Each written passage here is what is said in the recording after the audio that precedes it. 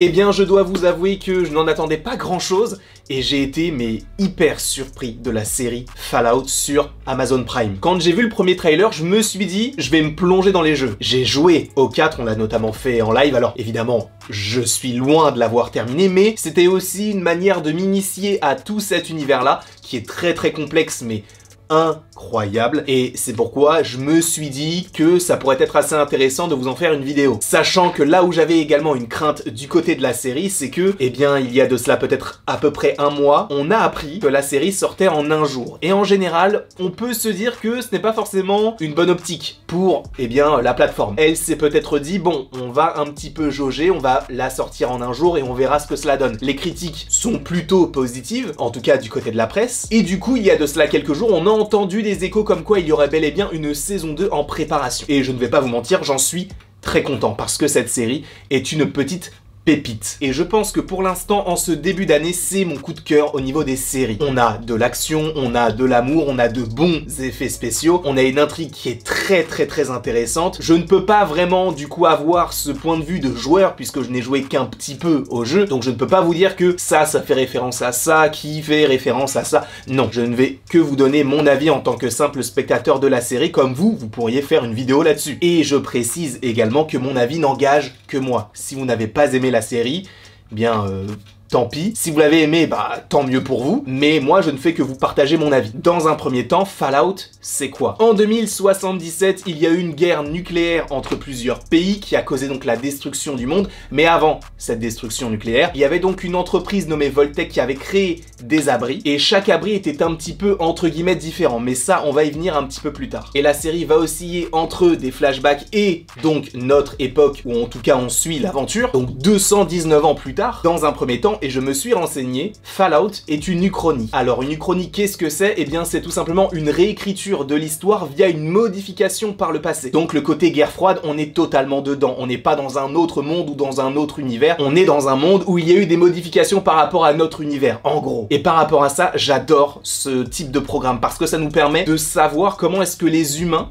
pourraient s'adapter au monde qui les entoure. C'est notamment ce que j'aime du côté des films post-apocalyptiques comme The Walking Dead par exemple, même si bon là c'est une série, mais j'aime bien cet aspect de comment les humains vont évoluer, comment est-ce qu'ils vont réagir, est-ce qu'ils vont devenir peut-être un petit peu plus malveillants afin de survivre, est-ce qu'ils vont s'adapter totalement et essayer eh bien de vivre avec, est-ce qu'ils vont être peut-être un petit peu plus dans leur coin en se disant non ça n'existe pas et donc être un petit peu dans leur monde. Ce sont des choses que je trouve hyper intéressantes. Et là dans cette série on a un petit peu tous ces cas de figure, on va avoir un personnage qui va découvrir notamment ce monde en même temps que nous. Donc le personnage que j'évoque qui s'appelle donc Lucy est un petit peu le reflet du spectateur qui va donc découvrir le monde de Fallout. Et je trouve que c'est vraiment bien représenté. Lucy qui a cette sensibilité, qui a ce côté un petit peu enfantin, mais en même temps, ça peut paraître cohérent par rapport à l'histoire du personnage, par rapport à son évolution, elle qui n'a jamais véritablement connu le monde de la surface, qui va découvrir de nouvelles choses, qui va s'essayer à de nouvelles rencontres, etc. Je trouve que c'est vraiment bien représenté, en tout cas par rapport à l'évolution de ce personnage-là. Moi, je l'ai vraiment bien aimé.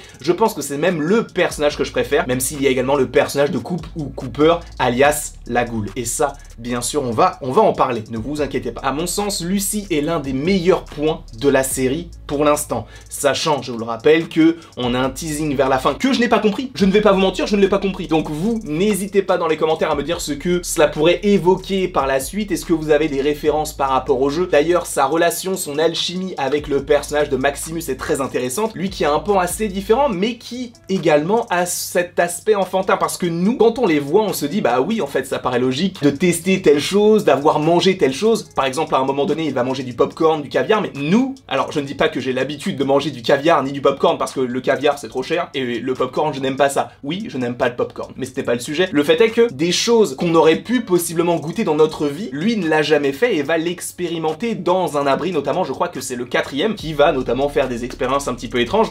Mais le fait qu'on ait ces deux personnages qui viennent de mondes totalement différents, l'une vient d'un monde souterrain et elle n'a jamais connu l'extérieur, et l'autre a justement été sauvée par la confrérie. Donc on a deux évolutions différentes, mais en même temps on remarque qu'il y a des similitudes entre les personnages par rapport à cette accession d'informations, à cette évolution, à cet apprentissage en fait, tout simplement. Sur quoi manger, quoi boire, comment parler, etc.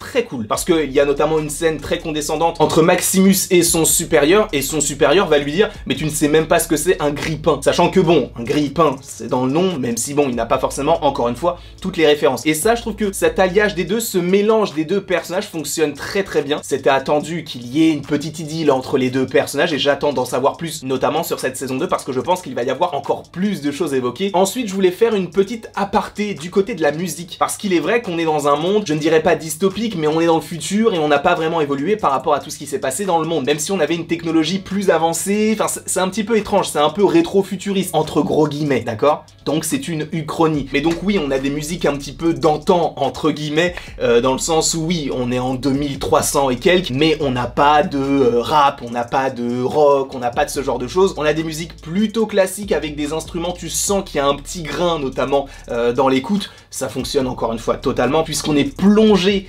dans cet univers-là qui nous dit, bah voilà, tu as du futuriste, en même temps on est dans un monde post-apocalyptique, mais on va quand même te ramener un petit peu de rétro, des gros ordinateurs, de la technologie un petit peu. En fait, ça m'a fait un petit peu penser... Je le fais avec mes références, bien sûr, je sais que Loki s'est sûrement inspiré de ça en partie, mais ça m'a fait un petit peu penser à ça dans le sens où on est très avancé dans le temps, on est très avancé dans les technologies, mais en même temps, visuellement, ça rend quelque chose d'assez ancien, d'assez rétro. Moi, je trouve que ça rend très très bien. Je sais bien sûr que Fallout existe depuis des années et Loki n'a pas influencer Fallout. Moi, c'est la rêve que j'ai par rapport à ça, parce que ce sont des choses que j'ai vues dans d'autres programmes. Donc, à mon sens, la musique fonctionnait très très bien, ça dénotait totalement avec, eh bien, les scènes de combat, sachant qu'elles sont quand même assez sanglantes, on va y revenir juste après d'ailleurs, mais le côté de, on va avoir une petite trompette qui va avoir une sonorité plutôt optimiste, avec, eh bien, des décapitations, des corps criblés de balles. Cette dissonance, je la trouve vraiment utile, parce que, au-delà même de se dire que c'est un petit peu barré, entre guillemets, en fait, cela va avec le ton de la série, parce qu'en même temps, dans un programme qui se veut sérieux par rapport à son propos, on va avoir de l'humour noir, de l'humour potache et aussi de l'humour un petit peu débile qui moi est totalement ma cam. Sincèrement, les petites phrases où ça sort du contexte et ça fait vraiment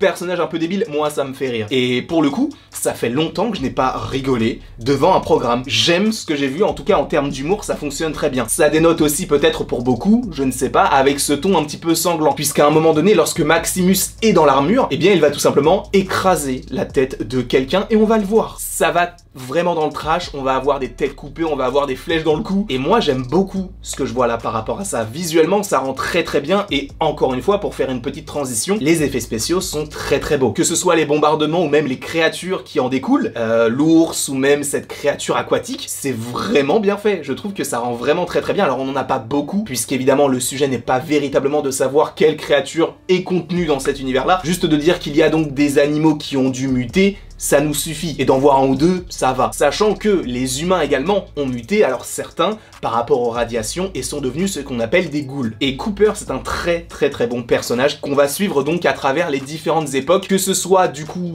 dans les années 2000 en soi, mais également du côté des années 2300 où il est donc la ghoul, et il va être une sorte de chasseur de primes. Alors évidemment, on a beaucoup évoqué son passé, mais à mon sens, entre le moment de l'explosion et aujourd'hui, il s'est sûrement passé beaucoup de choses par rapport à son développement. Donc je pense qu'ils peuvent évidemment l'évoquer en saison 2, c'est même pas qu'ils peuvent, c'est qu'ils doivent. L'intrigue du perso est tellement intéressante de savoir que c'était sa femme en fait qui a fait en sorte que le monde devienne comme ça par rapport à l'avenir de son espèce, entre guillemets, en pensant notamment à sa fille. On voit qu'il y a des arguments contraires alors que les deux veulent la même chose, c'est-à-dire eh bien de protéger leur héritage. Et pour le coup, ces deux opinions qui sont l'une contre l'autre, ça donne des discussions, des dialogues qui sont passionnants et fascinants sur l'aspect de est-ce que c'est éthique ou non de faire ça? Est-ce que le fait de protéger l'humanité, est-ce qu'on ne va pas mettre d'autres personnes de l'humanité sur le côté? Enfin, ça englobe tout un aspect humain derrière, et en vrai je pense que ce serait le mot qui, à mon sens, symbolise le mieux la série, ce serait la déshumanisation. Fallout, à mon sens, c'est une grande réussite. Si je devais donner une note, je donnerais la note de 18 sur 20, je pense que c'est une bonne note. N'hésitez pas vous dans les commentaires à me dire ce que vous avez pensé de tout ça. En tout cas, je vous remercie encore une fois grandement d'avoir regardé la vidéo, n'hésitez pas à l'aimer, à la partager, à la commenter et à vous abonner